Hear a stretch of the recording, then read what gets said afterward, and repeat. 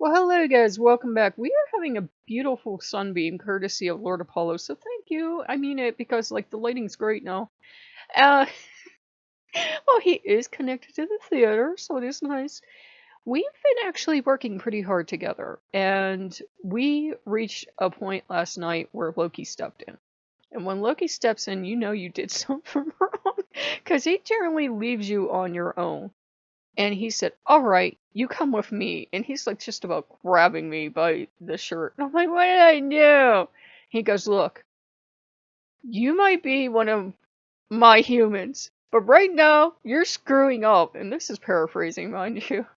Um, you are treating this god that came to you terribly. What do you want out of a god? And yelling at me for 5 minutes straight, and I needed it. I'm laughing, but it was not funny at the time. He's like, "This god came to you. This god loves you. This god cares about you, and because you're not getting some effing Hallmark miracle, you're abandoning this god? What kind of human did I raise?" And he was right. Apollo and I were having a hard time working together because, we're told, "Oh, Apollo, the miracle healer. Oh, Apollo can do everything. And oh, this and that." And he is a great and wonderful god to work with, but I'm probably never going to take these glasses off. And I'm probably never going to have everything else, heal spontaneously. I'm not saying it will never happen. I will continue to pray to Lord Apollo for the rest of my life. But, I can be thankful for the gifts he does give. He gives sunshine. He isn't so pissed off that he went, "You know what, I'm out of here," and went like this and the sun went out. He does a lot of good things for us, and Loki does a lot of good things for us, and Loki was kind of pointing out all my gods, and he was saying, "Well, this one can't help you, and that one can't help you, and this one can't help you, and what are you gonna do about it, huh? Where are your ethics?" And he's right. Ethics are sticking with our gods because they're the ones that chose us. That's why I'm so eclectic. I have the gods that chose me. I've never been graced to walk into an entire pantheon, have the entire pantheon fall in love with me and think I'm the best thing ever. Loki's like, "Yeah, 'cause you take after me." Yeah, Loki's right. I'm a little smartass. There are those conventions you can go to where the gods apparently come down and totally possess people and, like, they push a person out. I'd be dead. I'd be dead. I'd be the first ever person to get smited because of my smart ass. But, Loki knows it, and Loki loves me, and sometimes when Loki loves you, a lot of the other gods are like, "Nah, that's okay." But, Loki's right. Sometimes we have gods that we work with, other than Loki, and sometimes they can't help. Sometimes Loki can't help.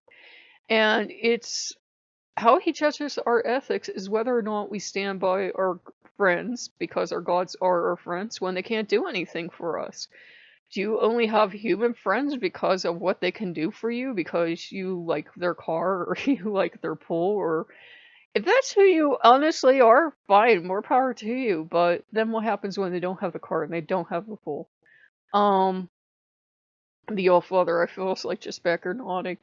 Sometimes the gods can't help, but that doesn't mean we have to stop loving them. Sometimes the god never answers you, and you don't have to stop loving that god either. I was practically in tears last night because we were doing a healing session, and the god of the church never wanted anything to do with me. It was a lot of gods running around playing god. They will do that. They love us so much, they're like, "Oh my god, he doesn't even want her. Okay, you are God today, and I'm God tomorrow, and you're God some other day." And that's kind of what they did. They round robin me, which explains why God gave me speeches on how great wine was, and because I was really confused. I was like, well, I know someone was talking to me. I know they seem sad and lonely. Yeah, they seem sad and lonely. They were a pagan god that didn't want to cause me more trouble than the gods already were, because some are just enthusiastic balls of energy and they bounce up to you. Bastet will bounce up to little children and be like, "Oh my god, humans! Human kittens!" Bastet, they're called kids. They're kittens! Okay, dear. And, and so, I was in enough deep do because enough of the gods were running up to me, and gods love children. Gods do. But in another way, if I had told any adults around me in a very conservative Christian slash Catholic community, and this is back in the 80s, mind you, that God was really 4 or 5 gods running around pretending to be God and there really wasn't any God in the church, you can imagine how well that would have went over. Which is why Loki brought me full circle. He's like, these are the actual gods that raised you, and I don't want to hear shit from you. Because he knows how I get. And he says, you want to cry for a God that didn't ever want you, didn't have time for you? Cry me a river. Go ahead, cry me a river. And I just kind of looked at him because he was totally pissed. He does believe in keeping our commitments.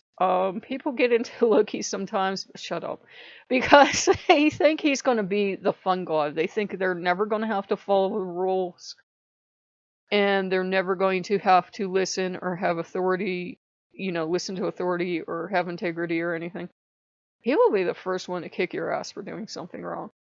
It's obviously by circumstance. If you're poor and you're starving and you steal food, that's one thing. That's one thing. That's explainable. That's even what you should do. Don't starve to death.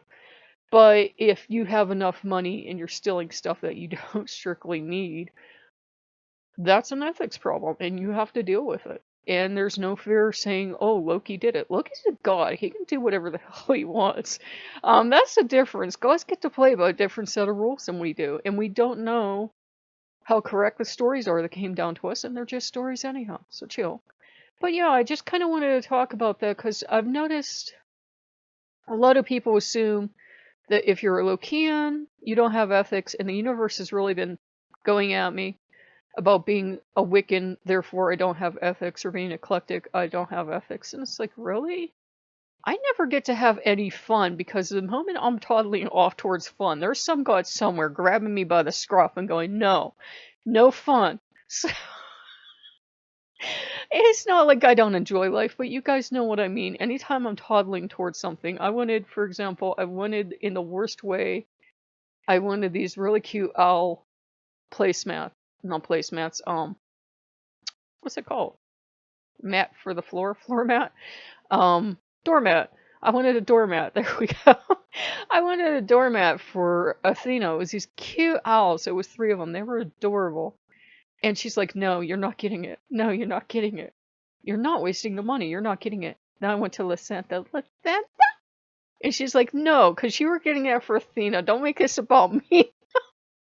So they keep me on the straight and narrow because they know I only have X amount of money. And they know that I would just buy until the cows come home, and I can't spend as much as I would like. And they know that, so they have to tell me no. And I cry and I whine, and they're like, oh, life's so unfair. So if you guys like what you see, like, comment, subscribe, and I'll see you later. Bye-bye.